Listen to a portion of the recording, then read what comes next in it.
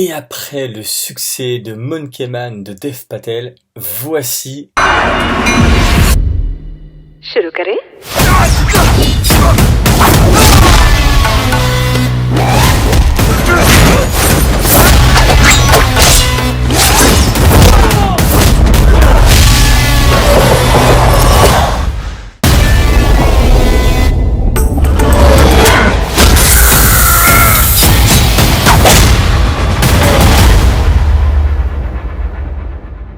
Bonjour à tous et à toutes, j'espère que vous vous portez bien et que vous avez passé une bonne semaine.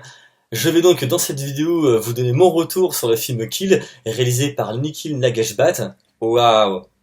Alors là je me félicite parce que j'ai réussi à le dire d'un coup, j'ai un peu galéré en m'entraînant avant de faire la vidéo. Mais voilà donc Kill, ah ouais c'est un putain de bon film d'action. C'est, je pense, le deuxième coup de cœur pour moi de cette année en termes, en termes de film autant viscéral que jouissif. Après, le premier donc sorti cet été, c'était et qui est ni plus ni moins que Monkey Man, réalisé par Dev Patel, que je vous invite autant à voir que à aller voir ma vidéo donc sur le film. Et ouais, franchement, c'est super cool de voir un film comme ça indien au cinéma, car malheureusement, c'est compliqué pour ce genre de film avec cette culture d'arriver à trouver une place en salle de cinéma. Et j'en suis par conséquent super content. Et d'ailleurs, je vous encourage à aller le voir. Le film il est sorti le 10 septembre et donc là on est quoi? On est le 20, ouais, on est le 20 septembre, donc ça fait un peu plus de 10 jours, donc ça va, une semaine et demie. Et honnêtement, vous voulez voir un film qui déboîte, qui envoie du lourd en mode The Raid, aïe aïe aïe aïe aïe aïe aïe aïe aïe, foncez. Donc le film, le speech il est super simple, hein, c'est l'histoire d'un gars qui est issu des forces spéciales et qui va donc dans un train, et en fait dans ce train ça va être les méchants contre les gentils, avec une espèce de petite histoire en mode un petit peu The Last of Us 2, en tout cas ça s'en emprunte un petit peu, mais le fil rouge ça reste quand même naturellement les scènes d'action. Voilà, c'est pendant 1h40, ça envoie, mais alors, je vous raconte même pas. Après, la différence de The Raid, c'est que dans The Raid, vous avez donc les scènes qui sont chorégraphiées, et c'est comme dans un jeu vidéo, c'est-à-dire que c'est comme des niveaux en fait. Plus vous montez d'un niveau, et plus la difficulté va être grande jusqu'à arriver au boss final. Tandis que dans Kill, c'est un huis clos dans un train, et au passage je trouve ça super intéressant parce que la configuration interne des trains en Inde est carrément différente, par exemple de ceux en région parisienne. Et ce que j'ai trouvé de super bien dans le film, c'est le côté viscéral. En gros, il y a un côté vraiment viscéral, et il y a des scènes qui m'ont waouh.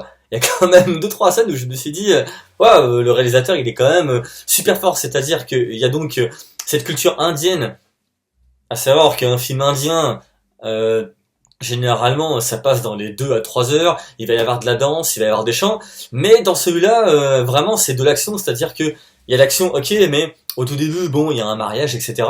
Et vous inquiétez pas, hein, je ne suis pas en train de vous spoiler, hein, c'est un film d'action, hein. Honnêtement, il y a aucun spoil, quasiment tout est dit dans la bande-annonce, il faut dire, mais même sans ça, honnêtement, c'est un film d'action pur et dur, il y a rien de plus à dire ou de moins, bien que, quand j'y réfléchis quand même, s'il y a quand même un instant couillu en milieu de film auquel je ne m'attendais justement pas trop, et pourtant c'est super bête parce que j'ai l'impression d'être comme un bleu qui regarderait pour la première fois justement un super film d'action mélangé un petit peu d'eau de rose, mais en fait cette eau de rose se transforme de manière justement super bien, elle est super bien articulée. Tu te dis, en tout cas moi c'est le ressenti que j'ai eu quand j'ai vu ça, je me suis dit ah non, je voulais pas que ça arrive, et puis pourtant ça arrive. Et là, bam, ça monte d'un cran. Et quand je vous dis que ça envoie du lourd, oh là là là là là là, ça envoie du méga lourd. Le réalisateur, qui est également scénariste, il appuie en plus sur une tonne de références, mais juste complètement dingue. Mais en fait, il s'éclate, c'est-à-dire qu'il utilise ces références pour les ajouter dans son film, comme pour remporter un certain hommage, mais tout en restant vraiment dans la ligne directrice de film d'action de son film, mélangé à sa culture.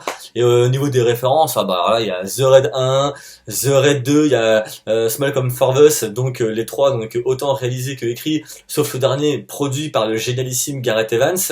Il y a également des références à Bullet Time, également Piège à grande vitesse avec notre légendaire, et ça, l'ancienne génération s'y retrouvera avec Steven Seagal. Il y a également Brett Chow aussi dedans, ainsi que Dernier Train pour Busan. Il y a aussi un petit peu de John Wick, mais il y en a aussi un dernier qui m'a un peu surpris, auquel je ne m'attendais pas. C'est vraiment un petit clin d'œil. Vous savez, c'est comme un petit coup d'aiguille comme ça. C'est aïe aïe aïe aïe aïe aïe aïe, irréversible de Gaspard Noé. Celle-là, je m'y attendais vraiment pas. Franchement, il a bien géré le réalisateur et c'est la raison pour laquelle, honnêtement, je vous encourage à aller voir le film. C'est ce genre de film, tu sors du travail, tu vas soit avec tes potes ou avec ta petite gazelle, tu vas au cinéma et voilà, tu t'achètes ta place de cinéma, tu vas chercher tes pop-corn avec ton petit coca, tu te poses dans la salle de cinéma, hop, tu dévises ton cerveau et tu le poses à côté pendant 1h30. Tac, tu prends un super pied de 1h40 avec un film bien jouissif, bien viscéral comme celui-là, bien gore aussi à certains moments. Et puis voilà.